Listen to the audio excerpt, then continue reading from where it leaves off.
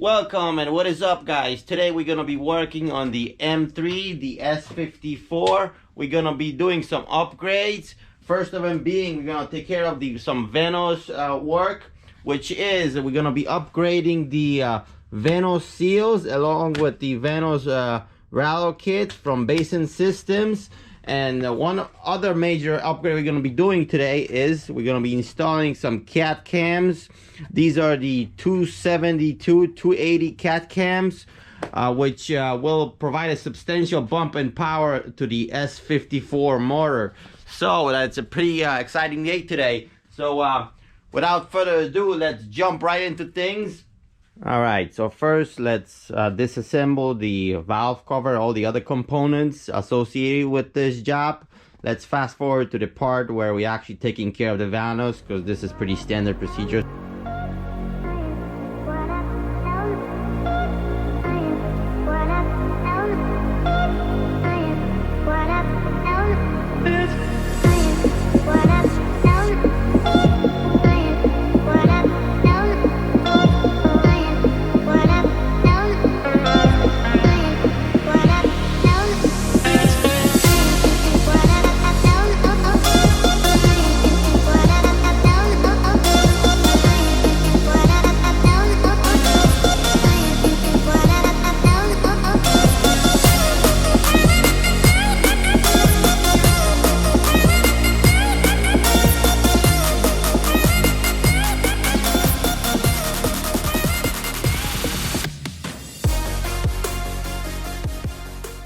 We have our valve cover off, as you could tell right here. We have our spark plugs out, so we could turn the engine by hand. Now, one of the two things that you essentially need for this job is the timing bridge, which we're gonna use, and the locking pin to place the engine in the top dead center position. So let me just explain how we could accomplish those things. First being the lock the engine in top dead center position, so we could start dismounting the Vanos unit. First, we need to lock the engine in a top dead center position.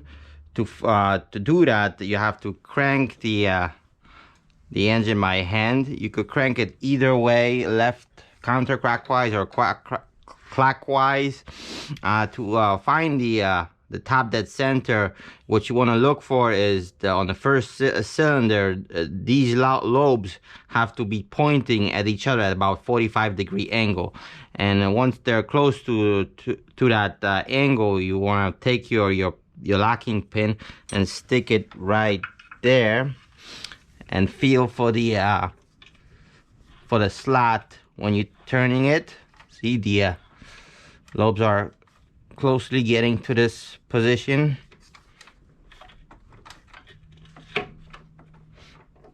There it is. We have the engine locked in the top dead center. As you could see, the lobes are pointing at each other about 45-degree angle. So now what we could start doing is taking apart the Vanos unit. There's 5mm hex bolts right here.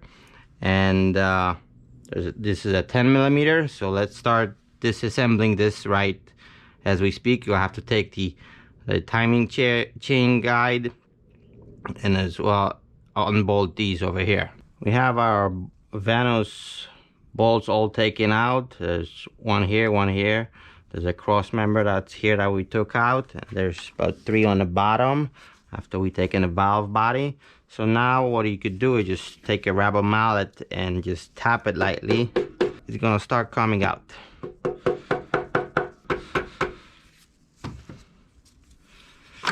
There you go.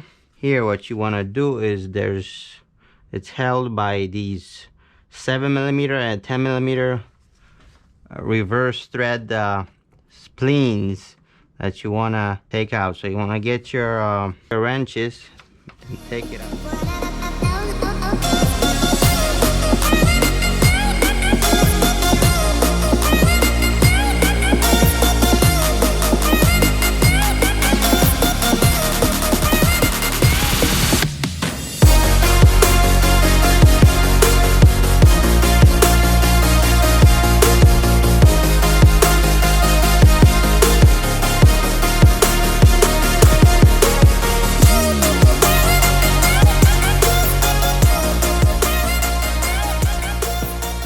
Now before you take out the spleens, you want to mark the it's a good idea to mark your sweet tooth, so to speak, so that way when you reinstall it, you put it exactly the way it was. I see there's still a mark on here from the time I last took this apart, which I was doing the pump upgrade, and the mark is still there. As you could see, I loosened these, only left 2 bolts in, so that way there's a range of movement, and you could tell that this configuration has the full range of movement. See, you could advance, retard the cam. This is what you want. So this was my sweet tooth there. Let me show you what happens if you take these out and you put them the wrong way. See, if you put them in like this, it only goes in those far. It has no range. The exhaust hub is the same situation. It has a sweet spot. You could tell I had it marked before as well. I also upgraded these bolts prior as well. So I took care of most of the stuff before. I just never did the rattle kit and the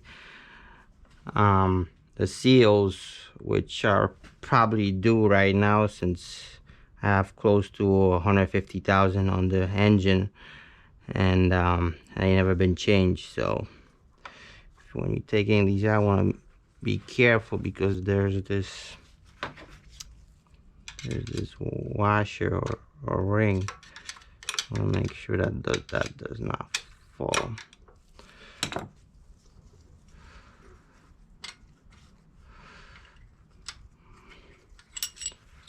Like so. I'll put the good idea is to put some rags below just in case if you were to drop something.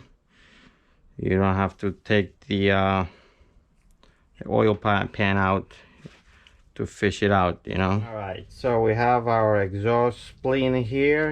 What you wanna do is clean it out from all the oil that's inside of it.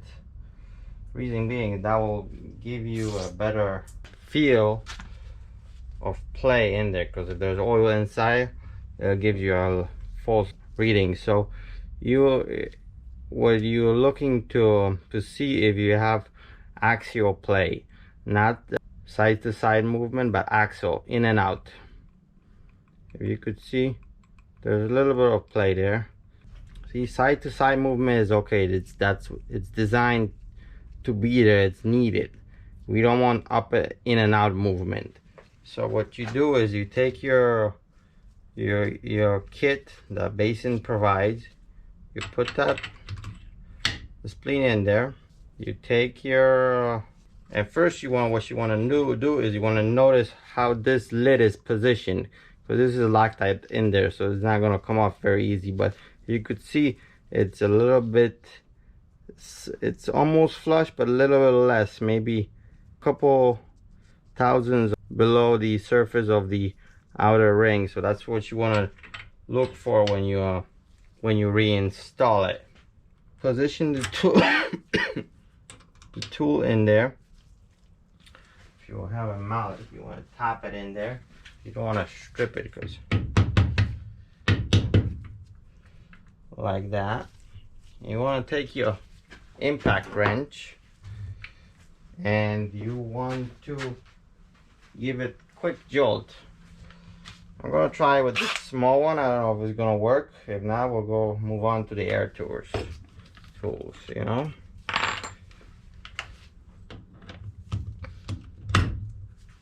Like that.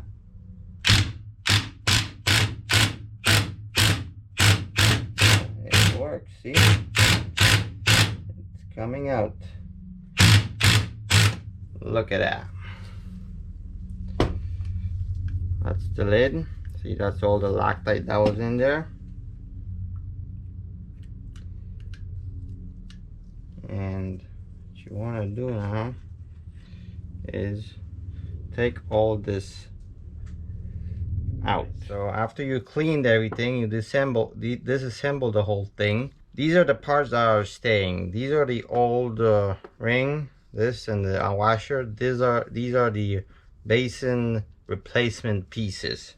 So you want to make sure that you clean all the thread locker out of there, so when you reinstall the new one, it bonds properly. So what you want to do at first, you want to take this, the new ring, which is, it's stamped with a BS, so you can't mistake it for the old one. You want to insert it into here. It has to be seated all the way on the bottom, like that. You take the washer, you put it right there, like so. Place the bearing, like that. Then you place this, the shaft. What you want to do is actually want to clean it, because there's some oil that's sludge on there. So let me just take my cleaner and clean this. I use simple green because I find it works pretty damn good on these oiled parts. And old Scotch Brite soft pad.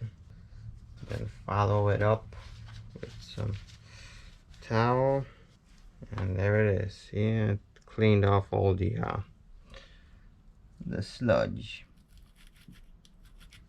Now I'm gonna place the other bearing on top, like so, and then I'm gonna place the washer like that. Now remember, there's no oil in there, so the movement is not gonna be as smooth. But what you want to look for when you reinstall this is no play. I'll show you in a minute. So you want to lock it in. You want to place your shaft in the tool, and you want to torque it down to 55 Newton meters. So you take your torque wrench and you want to start torquing it. You want to make sure that there's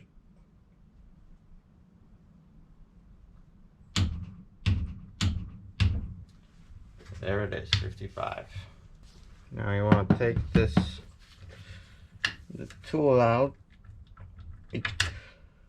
like so, and you want to see if there's play in there, if the bearing spins freely.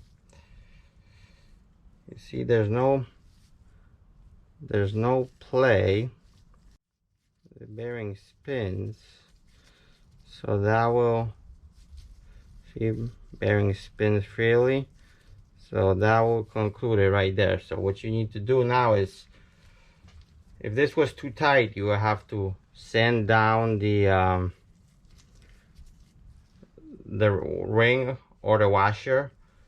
But since there is not binding, it spins freely. It does not need to be sanded down. So you could put it back in, have to take it apart again, and now we could thread lock it for good.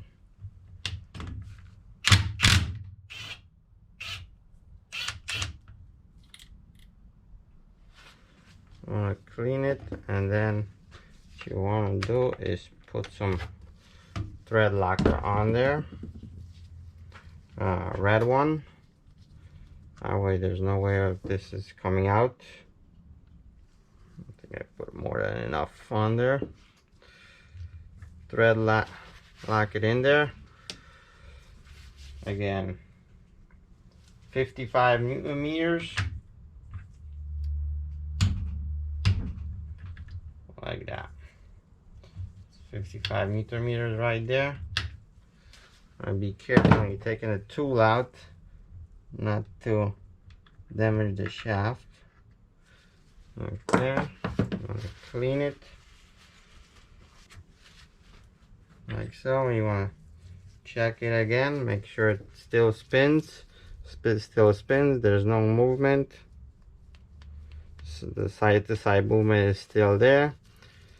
but there's no binding, so we're done with the exhaust hub. Now we can move on to the intake hub, to the intake